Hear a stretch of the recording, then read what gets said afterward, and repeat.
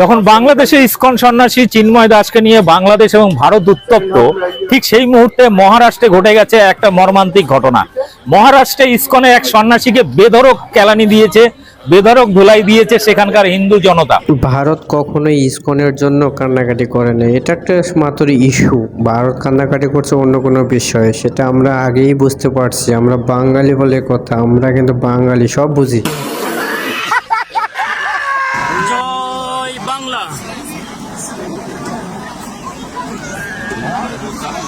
জয় বাংলা। এতদিন শুনলাম মানুষে কাবা শরীফে গিয়ে আল্লাহুম্মা লাব্বাইক আল্লাহুম্মা লাব্বাইক বলে ডাকে, আর এখন দেখতেছি যে জয় বাংলা বলে ডাকতেছে। যাই হোক আর কি,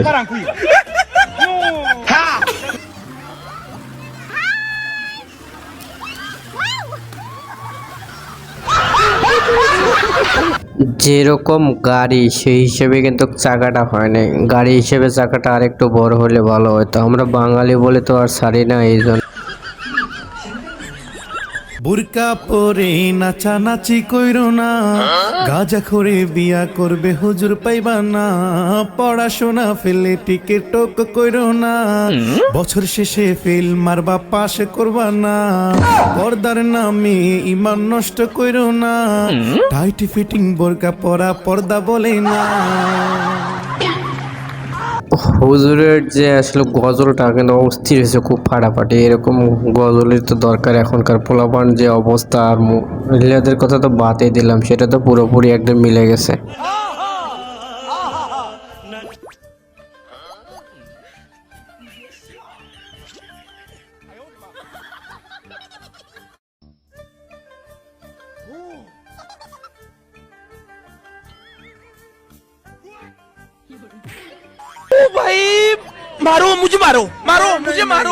আপনি যদি মিষ্টি খোলা রাখেন তাহলে তো পিঁপড়া ধরবেই। এই জন্যই তো এখানে দেখতেছি সিলেটের কোনো দোষ নেই। মেয়েটি হাত বাড়িয়েছে, সিলেটে আর কি ধরছে, না ধরলে তো সেটা দোষ। বাঙালি বলে কথা না। তুমি আমারে যা খুশি তা দিও, কিন্তু যে ঘুমানোর সময় নাক ডাকে এরকম জামাই যে আপুরা এই দোয়াটা বেশি বেশি করে তাদের কপালে মনে হয় এরকম হাজব্যান্ডই জোটে। আপনার কপালে আবার জোটে কিনা তা জানি না, কিন্তু জুটলে মনে হয় ভালোই হবে।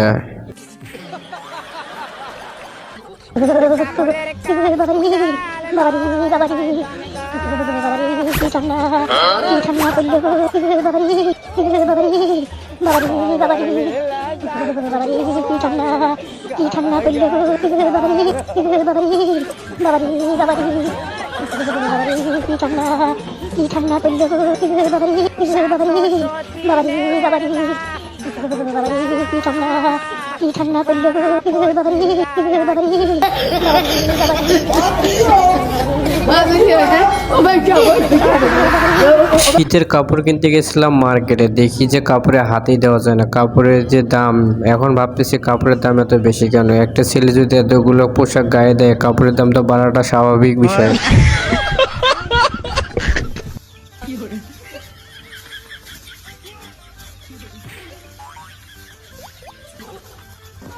একটা বাস আনিস, বাস বলে এলাকায় খুঁজে পাই না, না বলে আমি কি করবি?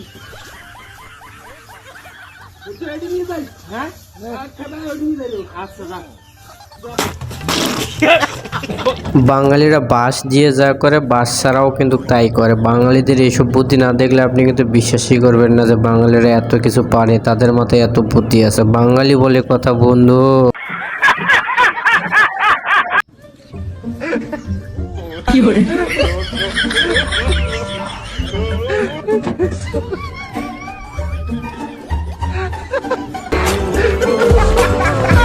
আমাদের বাঙালিদের কি একটা ভালো স্বভাব বুঝছেন, যাই করে না কেন এটা কিন্তু খাইতে হবে। এটা না খাইলে কিন্তু মনে শান্তি নেই। যতক্ষণ না খাইতে পারে ততক্ষণ শান্তি নেই। এটা হলো হজম শক্তি।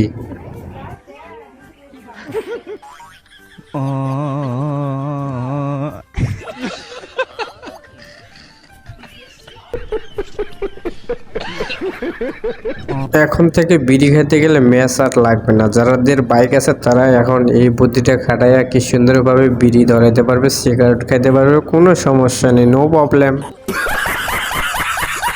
দৃষ্টি আকর্ষণ করে বলছি, তোমরা ইন্ডোস্টে ছায়া দিয়ে রাখবা। ইন্ডোস্টে থাকলে বাংলাদেশ চলবো ভালো করে।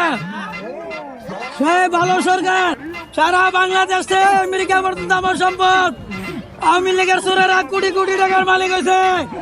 এটা ৭০ এক কুত্তার বাচ্চা তোমরা বাঁচতে পারে। প্রথমে ভাবলাম চাচাই মনে হয় তাবলিগ করে, তাবলিগের যাওয়ার জন্য মানুষকে দাওয়াত দিতেছেন। পরে দেখতেছি না, চাচা তো দেখি ডক্টর ইউনূসের বেশি বড় ভক্ত একেবারে। সাবজেক্ট যদি সিঙ্গুলার হয় ভার্বের পাশে ইয়েস বাই এস বসে।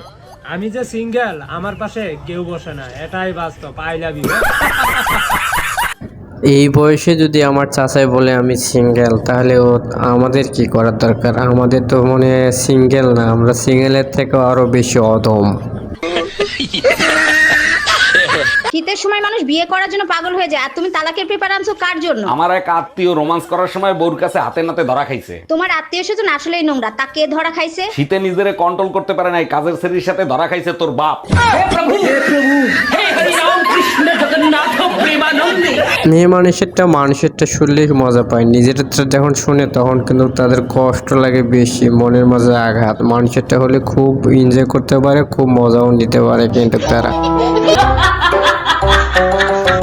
আজকে এই পর্যন্তই, সবাই ভালো থাকবেন, আবার নতুন কোনো ভিডিওতে দেখা হবে। আজকের এই ভিডিওটি যদি আপনার কাছে একটু ভালো লেগে থাকে অবশ্যই চ্যানেলটা সাবস্ক্রাইব করে রাখবেন এরকম নতুন নতুন ভিডিও পেতে। ভিডিওটি একটা লাইক দিতে কিন্তু বলবেন না।